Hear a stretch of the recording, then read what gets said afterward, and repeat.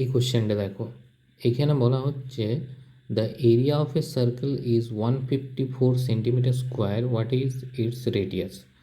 তাহলে আমি ধরে নিলাম যে সেই সার্কেলের রেডিয়াসটা হচ্ছে ধরো আর, ঠিক আছে, আর সেন্টিমিটার ধরলাম আমি, কারণ সেন্টিমিটারে বলা হয়েছে।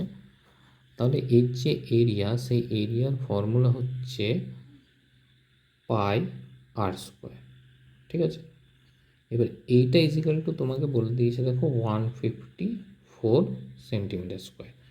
তাহলে তোমাকে খুঁজতে হবে আর এর ভ্যালুটা।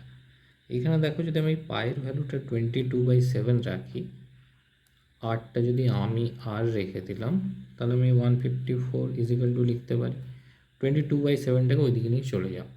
তাহলে দেখো আর স্কোয়ার ইজিক্যাল টু হয়ে যাবে 154 ইন্টু 7/22। আচ্ছা, 22 দিয়ে ডিরেক্ট তুমি 154টাকে কাটতে পারো, 22 7 দিয়ে যাবে।